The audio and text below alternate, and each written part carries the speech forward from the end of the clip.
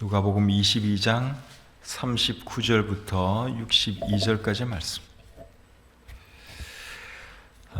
읽는 것은 39절부터 53절까지만 제가 대표로 읽겠습니다. 여러분들은 눈으로 따라 읽으시기를 바랍니다.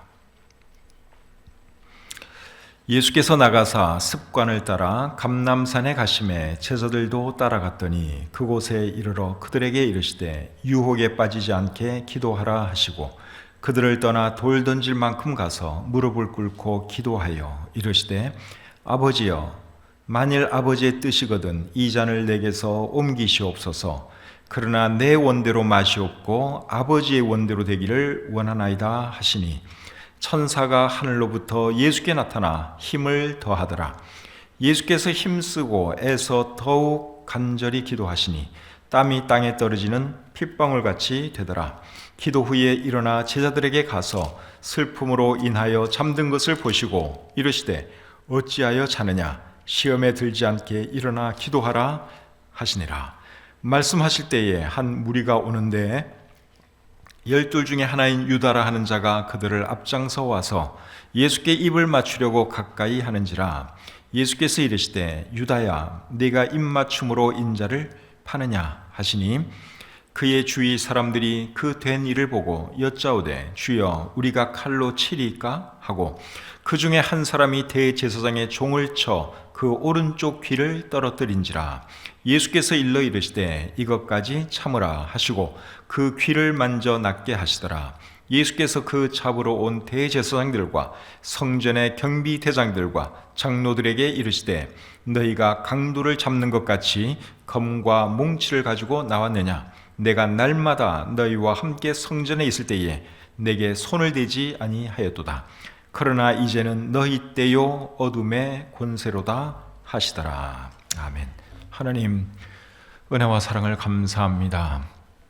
전례 없던 어려움을 저희들이 겪고 있지만 잘 인내할 수 있도록 도와주시고 또 하나님께서 다음에 우리에게 더 좋은 시간들을 주시면 그때 정말 최선을 다해서 살아가게 하시고 예배 생활도 더 잘할 수 있도록 하나님 우리의 모든 성도님들의 마음을 좀 만져 주시옵소서. 이 시간 부족한 종의 말씀을 전할 때 함께 해주시고 이 말씀이 우리에게 은혜가 되고 도전이 되게 해 주시옵소서. 감사드리며 예수님의 이름으로 기도드립니다. 아멘.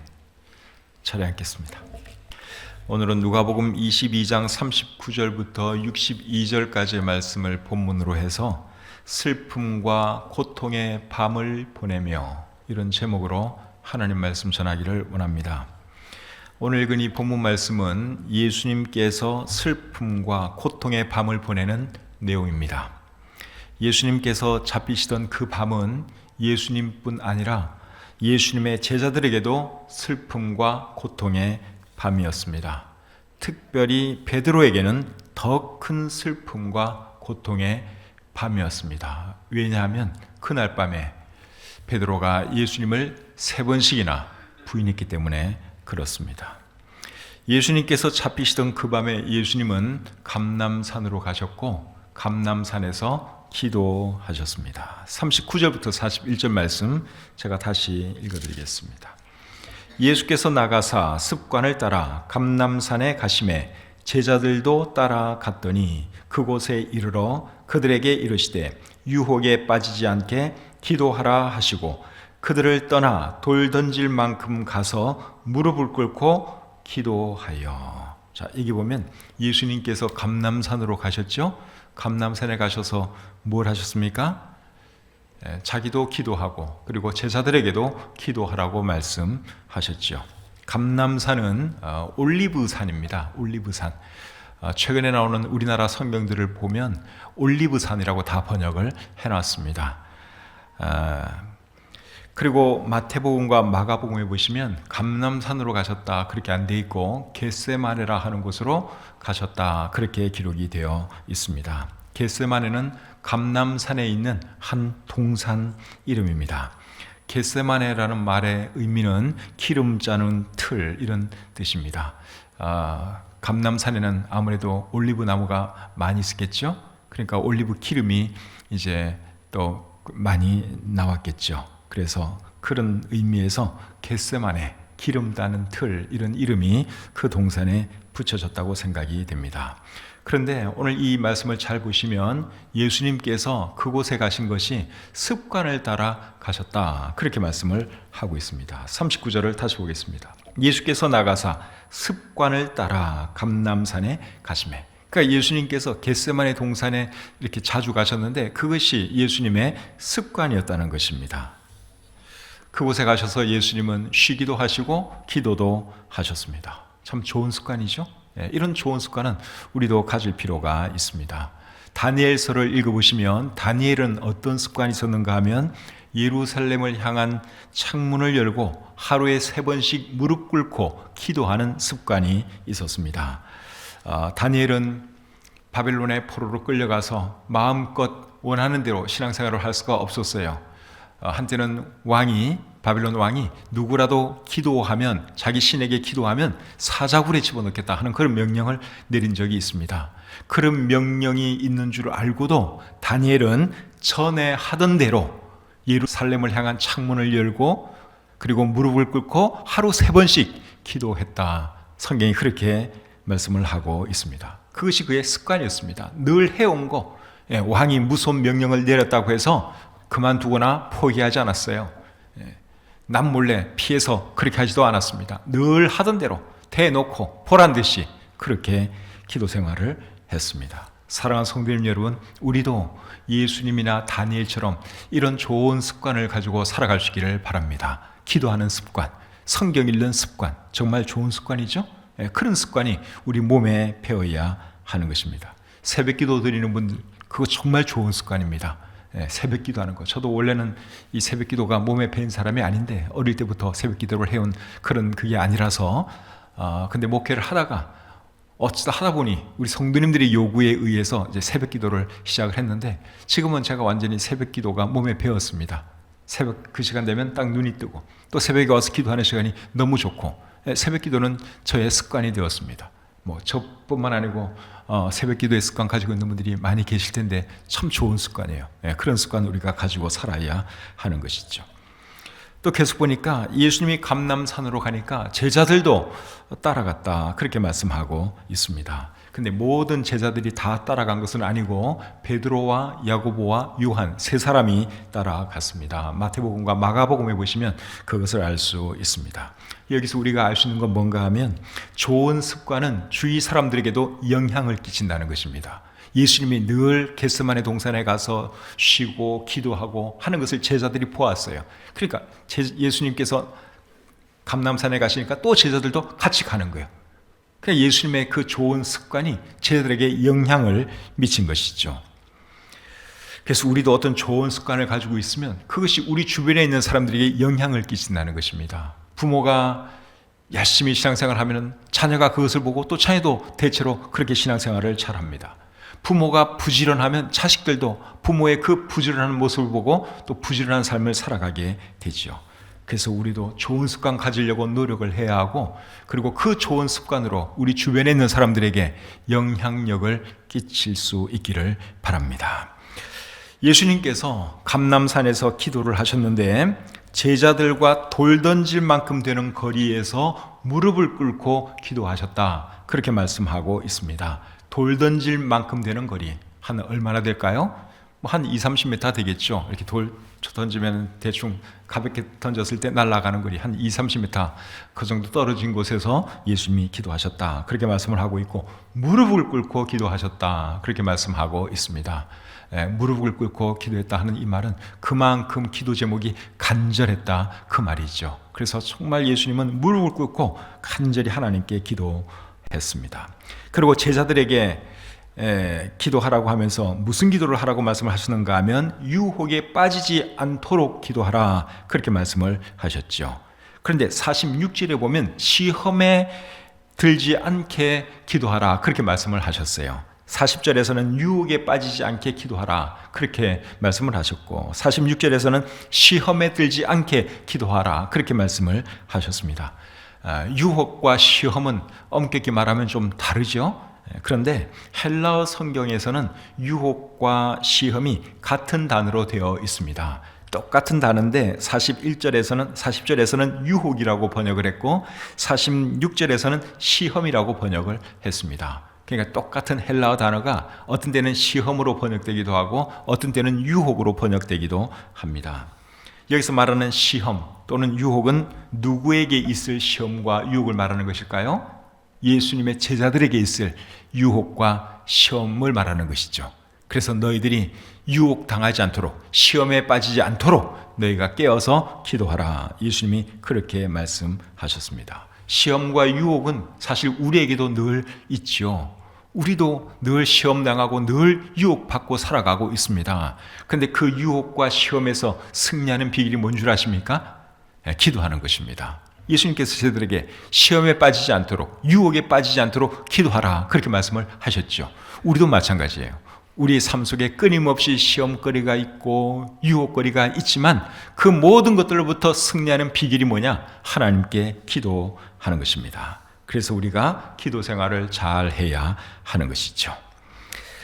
자, 이제 42절을 보시면 예수님께서 기도하신 그 기도 내용이 기록되어 있습니다. 42절 보겠습니다. 42절.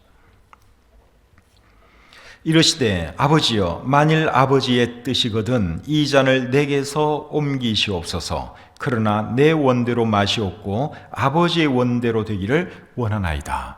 자, 예수님께서 어떤 기도를 하셨는가 하면 이 잔을 내게서 옮겨주십시오. 그런 기도를 했습니다. 여기서 말하는 이 잔은 십자가에 달리시는 것을 말하죠.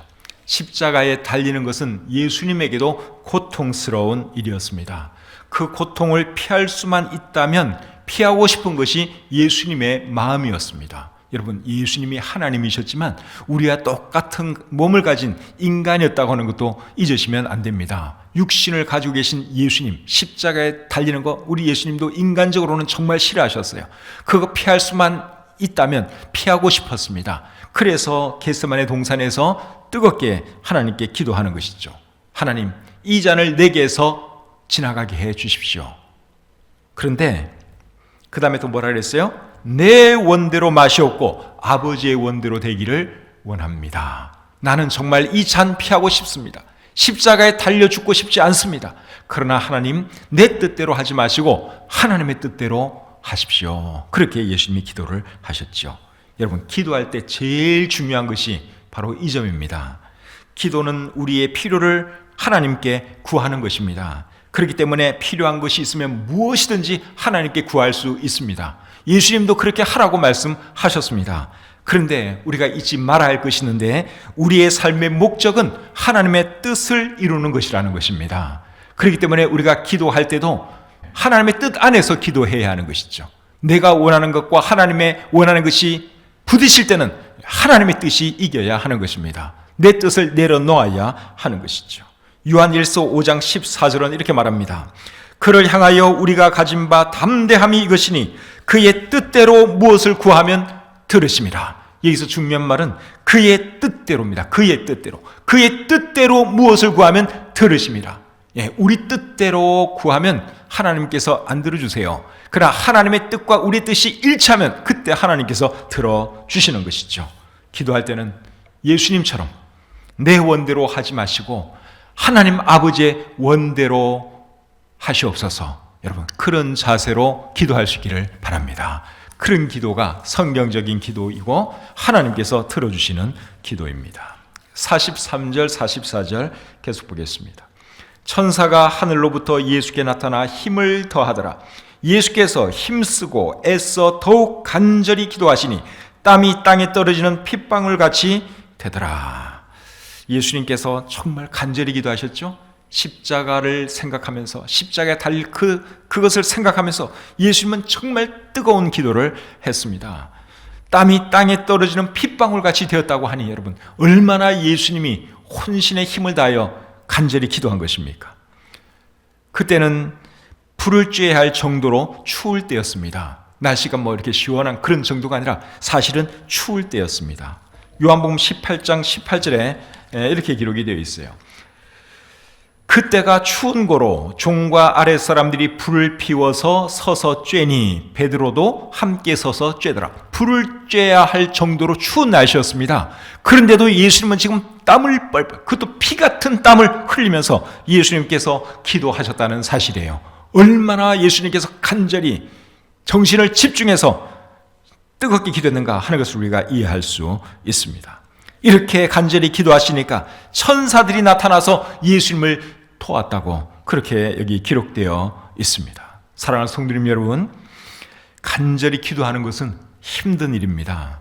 온 정신을 집중해서 간절히 기도하는 것, 그거 쉽지 않습니다. 기도해 보신 분들은 압니다. 기도 좀 하려고 그러다 보면 이게 집중이 안 될 때가 얼마나 많은지 몰라요. 그래서 집중해서 기도하는 거, 정말 간절히 기도하는 거, 이거 쉽지 않습니다. 간절한 기도 제목이 있으면 그게 잘 될 수도 있어요. 근데 평상시에서는 여러분, 우리가 간절히 기도한다는 것이 사실 잘 안 될 때가 얼마나 많은지 모릅니다. 그런데 우리가 기도 응답 받으려면 여러분, 하나님께 간절히 기도해야 합니다. 우리의 기도로 하나님의 보좌를 움직이기 원한다면 우리도 예수님처럼 이렇게 간절히 기도해야 하는 것입니다. 예수님처럼 간절히 뜨겁게 기도할 줄 아는 저와 여러분들이 될 수 있기를 바랍니다. 45절 46절 계속 보겠습니다. 45절 46절. 기도 후에 일어나 제자들에게 가서 슬픔으로 인하여 잠든 것을 보시고 이르시되 어찌하여 자느냐, 시험에 들지 않게 일어나 기도하라 하시니라. 예수님이 제자들에게 유혹에 빠지지 않게 기도하라 말씀하셨는데 제자들은 기도하지 않고 뭘 했습니까? 잠을 잤다고 말씀하고 있죠. 그런데 45절에 보니까 슬픔으로 인하여 잠들었다, 그렇게 말씀하고 있습니다. 그러니까 제자들도 예수님에게 일어날 일을 알고 있었다, 그 말입니다. 제자들이 어떻게 그런 일을 알고 있었느냐? 예수님께서 말씀을 해 주셨기 때문에 그렇습니다. 마태복음 26장 37절과 38절을 보시면 이렇게 기록되어 있습니다.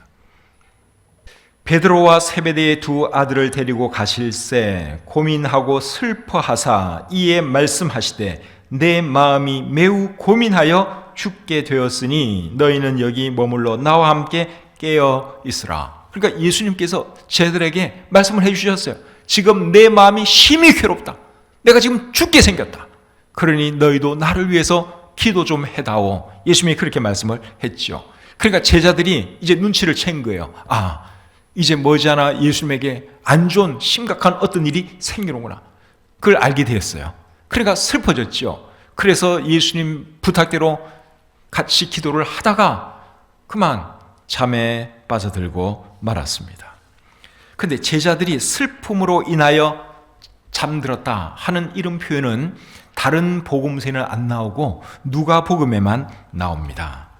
이런 거 보면 누가가 참 섬세한 사람이었던 것 같습니다. 다른 마태나 마가나 요한복음에는 제자들이 슬픔으로 인해서 잠들었다, 그렇게 표현을 안 해요. 그냥 잠드는 걸로 표현을 하지. 근데 누가는 그들이 슬픔으로 인해서 잠들었다, 유독 그렇게 표현을 하고 있습니다. 그리고 예수님의 땀이 땅에 떨어지는 핏방울 같았다 하는 이런 표현도 다른 복음서에는 안 나오고 누가복음에는만 나오는 표현입니다. 이런 거 보면 누가가 참 섬세한 사람이에요. 사람에 대한 관찰력이 탁월한 사람입니다. 땀 하나를 보더라도 누가는 독특한 시각으로 봤어요. 그리고 제자들이 그 자는 모습을 보면서도 저들이 슬픔에 지쳐서 저렇게 잠드는구나, 누가만 그것을 캐치했습니다. 누가의 직업은 의사였습니다. 어쩌면 그가 의사였기 때문에 사람을 보는 눈이 다른 사람보다 더 예리했을지도 모릅니다. 그건 그렇고, 제가 조금 전에 간절히 기도하는 것이 힘든 일이다, 그렇게 말씀을 드렸는데 보세요. 여기 제자들을 봐도 우리가 그것을 알 수 있습니다. 제자들이 여러분 우리보다 못한 사람들입니까? 아니에요. 우리보다 훌륭한 사람들이에요. 그런데도 그 기도하다가 그 끝까지 하지를 못하고 그만 잠에 빠져들잖아요. 슬퍼하면서도 그 기도를 끝까지 하지를 못합니다. 너무 피곤해서 그랬는지도 모르겠죠. 기도하는 것이 쉽지 않지만 그래도 우리가 기도 안 할 수 없는 것은, 기도하지 않으면 결국 어떻게 됩니까? 유혹에 빠질 수밖에 없고 시험에 들 수밖에 없습니다. 그래서 우리는 힘들어도 기도해야 하는 것이죠. 47절부터 이제 53절에는 예수님이 사람들에게 넘겨지는 내용이 기록되어 있습니다. 그런데 이 내용에서는 두 사람이 눈에 띕니다. 첫 번째 사람은 가롯 유다입니다. 47절 48절 보겠습니다. 말씀하실 때에 한 무리가 오는데 12 중에 하나인 유다라 하는 자가 그들을 앞장서 와서 예수께 입을 맞추려고 가까이 하는지라. 예수께서 이르시되 유다야 네가 입맞춤으로 인자를 파느냐. 가롯 유다가 예수님을 넘기기 위해서 사람들에게 신호를 보냈는데 그 신호가 뭐였습니까? 입맞춤이었습니다. 원래 입맞춤은 사랑의 표시지요. 그런데 가롯 유다는 그 사랑의 표시를 배신의 표시로 사용했습니다. 그의 입맞춤은 더러운 입맞춤이었습니다. 가증스러운 입맞춤이었습니다. 예수님이 메시아요 하나님인 것이 안 믿어져서 예수님의 참 제자가 되지 못했다면 그걸로 끝냈어야 하는데 가롯 유다는 돈 얼마 받겠다고 자기의 주님이요 자기의 스승이신 예수님을 팔아넘기고 말았습니다. 그런데도 예수님은 가롯 유다를 끝까지 사랑해 주셨습니다. 마태복음 26장 50절에 보시면 예수님은 가롯 유다에게 친구여 그렇게 말을 했습니다. 친구여 네가 무엇을 하려고 왔는지 행하라. 여러분 자기를 팔러 온 가롯 유다에게 예수님은 친구라고 불러주었습니다. 이 나쁜 놈아. 그래도 현찮은 반에 예수님은 친구여 무엇을 하러 왔는지 내가 안다. 네가 하려고 하는 그것을 행하라. 예수님께서 그렇게 말씀을 해 주셨어요. 그리고 그 몇 시간 전에는 예수님이 가롯 유다의 발도 씻어 주셨죠. 다른 제자들의 발 다 씻어주면서 예수님은 가룟 유다가 무엇을 할지 알고서도 가룟 유다의 발도 씻어 주셨습니다. 나중에 이 가룟 유다가 자살합니다. 스스로 목숨을 끊습니다. 왜 목숨을 끊었을까요? 돈도 두둑히 받았는데 자기를 끝까지 사랑해 주신 그 예수님의 사랑을 배반한 것이 너무너무 괴로웠던 거죠. 예수님을 자기에게 욕이라도 했으면 아마 덜 괴로웠을 거예요. 그런데 예수님이 마지막 순간까지 가룟 유다를 사랑해 주셨거든요. 친구라고 불러주시고 발도 씻어주시고 그 사랑을 생각하니까 너무너무 괴로웠던 거예요. 그래서 가룟 유다가 결국 스스로 목숨을 끊고 말았습니다. 예수님은 원수를 사랑하라 하는 말씀을 하셨는데 그 말씀을 친히 몸소 실천하셨습니다. 이런 예수님을 저와 여러분들도 본받으시기를 바랍니다. 또 한 사람 눈에 띄는데 그 사람은 베드로입니다. 49절 50절 보겠습니다. 그의 주위 사람들이 그 된 일을 보고 여짜오되 주여 우리가 칼로 치리까 하고 그 중에 한 사람이 대제사장의 종을 쳐 그 오른쪽 귀를 떨어뜨린지라. 여기 보니까 한 사람이 칼을 휘둘러서 대제사장의 종의 귀를 잘랐다고 말씀하고 있죠. 그렇게 한 사람이 누군 줄 아십니까? 베드로입니다. 요한복음 18장 10절에 베드로가 그렇게 했다고 기록되어 있습니다. 사람들이 예수님을 잡아가려고 하니까 베드로는 예수님을 보호하기 위해서 예수님을 지켜주기 위해서 그렇게 했을 거예요.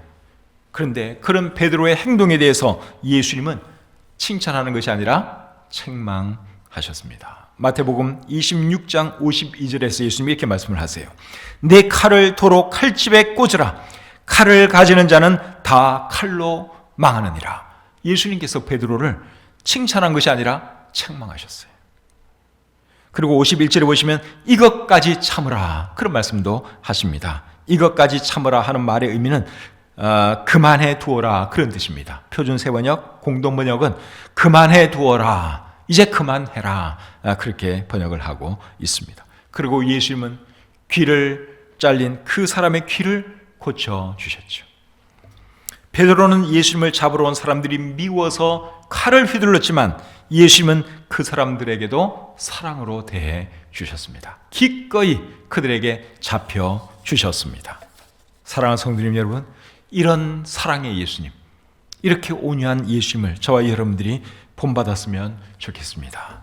그런데 베드로가 왜 이렇게 과격한 행동을 했느냐? 왜 이렇게 육신적인 행동을 했느냐? 그 이유는 뭘까요? 유혹에 빠지지 않게 기도하라. 예수님이 그렇게 말씀을 하셨는데 기도하지 않으니까 결국 이런 육신적인 모습이 나타나게 된 것입니다. 그런데 우리도 마찬가지예요. 우리도 여러분 기도하지 않으면 육신적인 행동이 나올 수밖에 없어요. 과격해질 수밖에 없어요. 육신적인 삶 살 수밖에 없습니다. 그래서 그런 삶 살지 않으려면 어떻게 해야 됩니까? 예수님 하신 말씀대로 기도해야 하는 것이죠. 유혹에 빠지지 않게 기도해야 하는 것입니다. 시험에 빠지지 않게 기도해야 하는 것입니다. 54절부터 62절에는 이제 베드로가 예수님을 부인하는 내용이 기록되어 있습니다. 예수님이 사람들에게 붙잡혀 갔을 때 다른 제자들은 다 예수님을 버리고 도망갔습니다. 마가복음 14장 보면 제자들이 다 예수를 버리고 도망하니라, 그렇게 기록되어 있어요. 다 도망갔어요. 그 전에 나는 주님과 함께 기꺼이 죽겠습니다, 그렇게 말들은 많이 했지만 막상 예수님이 위험에 처했는데도 불구하고 그 어느 누구도 지켜줄 생각하지 않고 다 도망가고 말았습니다. 그런데 베드로는 예수님이 잡혀가는 그곳까지 따라갑니다. 자, 54절을 보겠습니다. 예수를 잡아 끌고 대제사장의 집으로 들어갈새 베드로가 멀찍이 따라가니라. 예수님 제자 중에는 제가 볼 때 쓸만한 사람은 베드로밖에 없는 것 같아요. 다른 제자들은 다 도망갔는데 그래도 베드로는 우리 주님이 어디로 끌려가는가 염려가 돼서 예수님을 따라갔다, 그렇게 말씀하고 있죠. 그런데 따라간 그곳에서 어떤 일이 일어나죠? 이 베드로가 예수님을 3번씩이나 부인하게 됩니다. 55절부터 57절 보겠습니다. 55절부터 57절.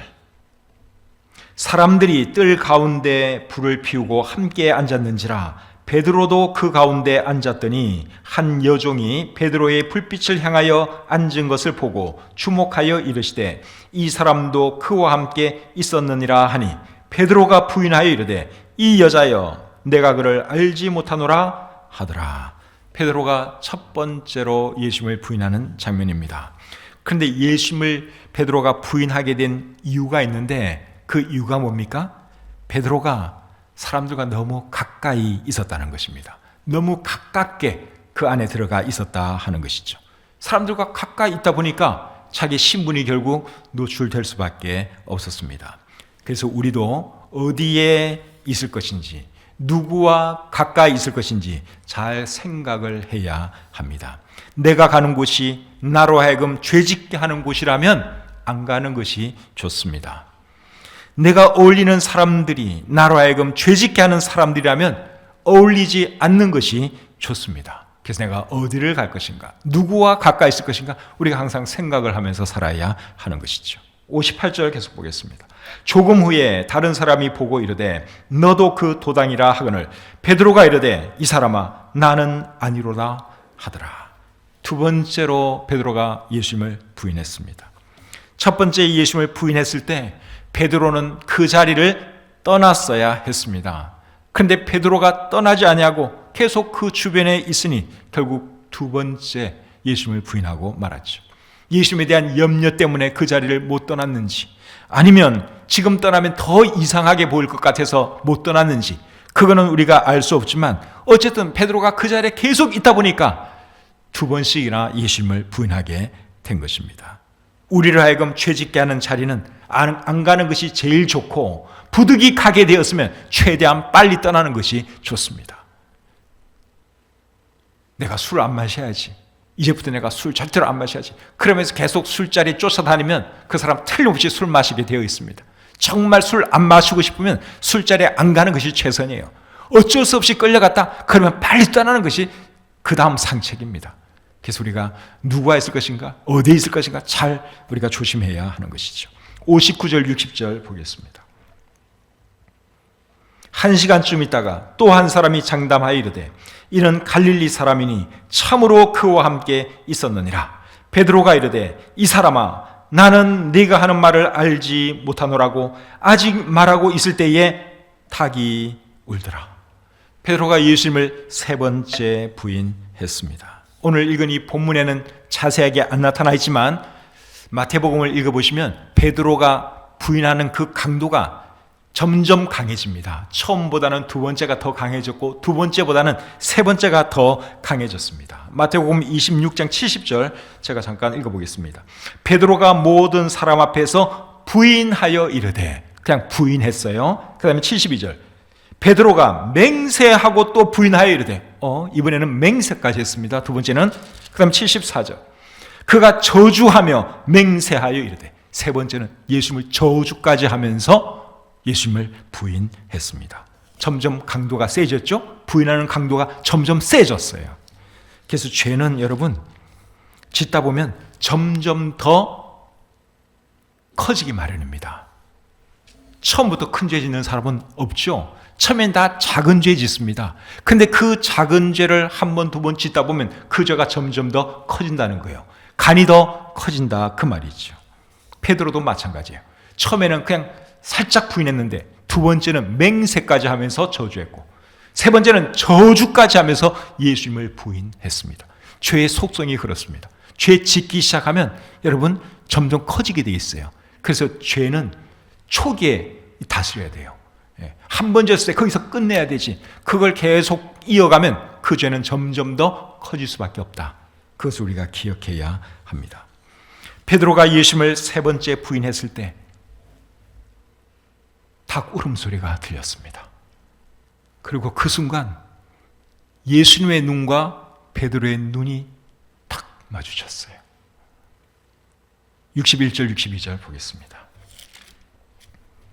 주께서 돌이켜 베드로를 보시니 베드로가 주의 말씀 곧 오늘 닭 울기 전에 네가 세 번 나를 부인하리라 하심이 생각나서 밖에 나가서 심히 통곡하니라.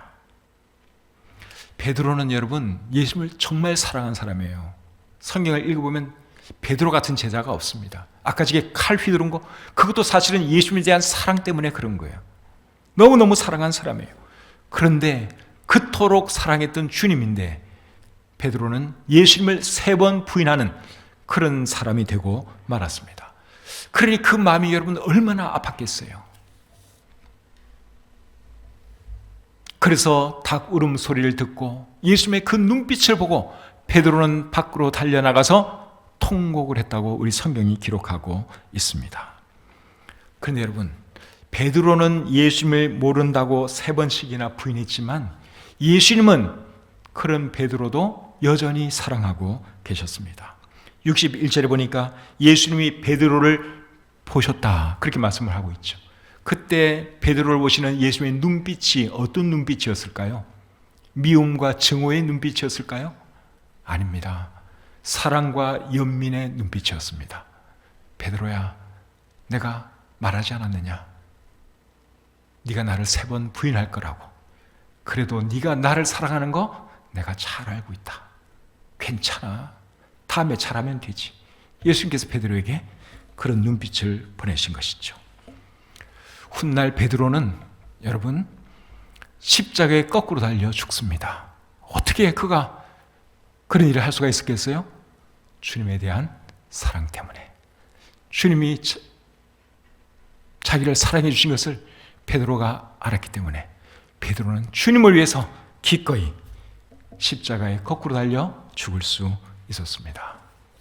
혹시 여러분들 중에, 이 방송 보시는 분 중에 예수님 믿지 않고 있는 분 계시면 여러분도 예수님의 그 사랑을 받아들이시고 예수님 믿고 구원받으시기를 바랍니다. 예수님이 2000년 전에 이 땅에 오셔서 십자가에 피 흘려 돌아가신 것은 저와 여러분들을 위해서 그렇게 하신 거예요. 우리가 다 죄인인데 우리 죄를 용서해 주시기 위해서 예수님이 대신 벌을 받으신 것입니다. 그래서 예수님이 십자가에 달려 피 흘려 돌아가셨죠. 그러나 3일 만에 다시 부활하심으로 우리의 영원한 주님이 되어 주셨습니다.